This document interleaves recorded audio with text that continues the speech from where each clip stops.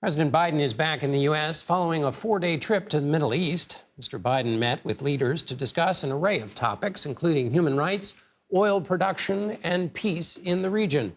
On the last leg of his trip, he made a controversial stop in Saudi Arabia. The president vowed he would not walk away from the Middle East and said the U.S. would remain engaged in the volatile region. For more, I want to bring in Francesca Chambers. She is a White House correspondent for USA Today. Francesca, welcome. Thank you for being with us. Let's just total up the pros and cons of this trip. What does the White House say is the most they got, or what did they say they got out of this trip to the region?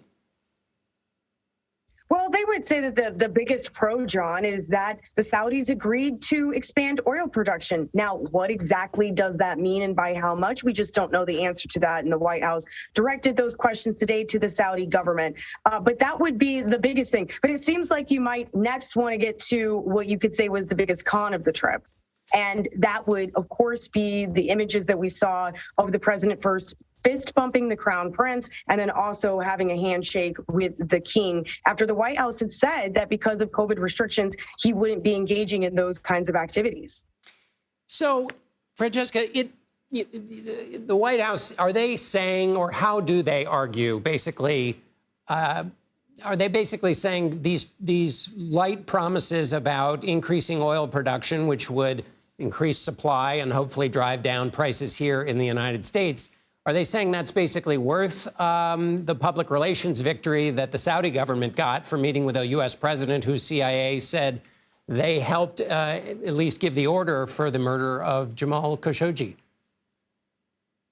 And the White House has been taking a lot of heat for that, John. The president, particularly before his trip, during his trip, on that matter, especially after we heard the president, after he got back when he was being pressed on this, say that he wanted to talk about substantive matters.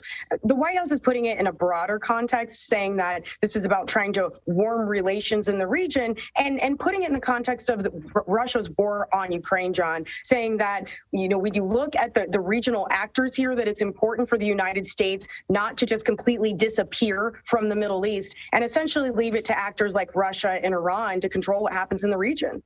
And just so people don't lose sight of the point here, it's that the United States is, in its support of Ukraine, arguing that the U.S. has a special role in upholding values in the international system. And yet, in this case, people are saying the president is not upholding those values. And that's why people are concerned. So it gets to this question of what exactly happened in President Biden's meeting with Saudi leaders. Let's play my colleague Scott MacFarlane asked National Security Coordinator for Strategic Communication, John Kirby, about the differing accounts of what the president said and what the Saudis say he said. So let's listen to what Kirby said, and I'll ask you about it on the other side. The president stands by his account. The foreign minister of Saudi Arabia said he didn't hear it, and maybe he didn't. But that doesn't mean that President Biden didn't actually say it. And I would add, more critically, that the very first agenda item on the president's list when he sat down with the crown prince and other Saudi officials was Jamal Khashoggi. Mentioned him by name, first thing on the list, as well as other human rights concerns that we have with Saudi Arabia. It was the very first item on the president's agenda. So how much do you think this really matters to the relationship, which was pretty bumpy? It's bumpy going in, bumpy coming out.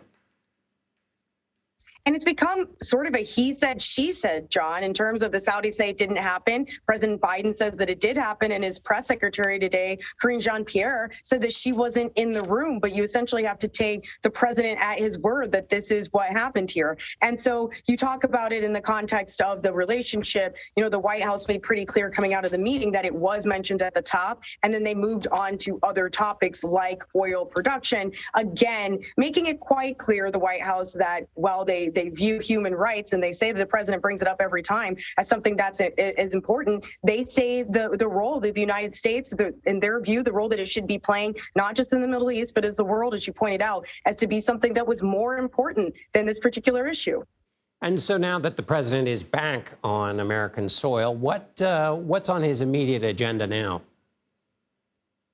Well, the main thing that the White House would like to get done before Congress goes into its August recess is that reconciliation bill or budget bill that they have their climate initiatives in. There's also a prescription drug pricing in that. Several key things that the president has been trying to get done for the last year. Now, that is the piece of legislation that Senator Joe Manchin essentially torpedoed last week because of concerns about inflation. But the White House still believes that they can strike some sort of a deal on Capitol Hill, and they're saying that anything the president can't get, especially when it comes to climate, are things that he could do via executive action. There's another key thing that he would like to do too, which is that China competition bill that would also provide money for the semiconductors, the chips. Those are two quite big things that the White House is trying to get done before they lose senators for several weeks. And we should just remind viewers that the Supreme Court recently struck down the EPA's ability to do a lot of things on climate in states like West Virginia. So those promises of executive action on climate change may not be as strong as the White House would like. Francesca Chambers, thank you so much for being with us.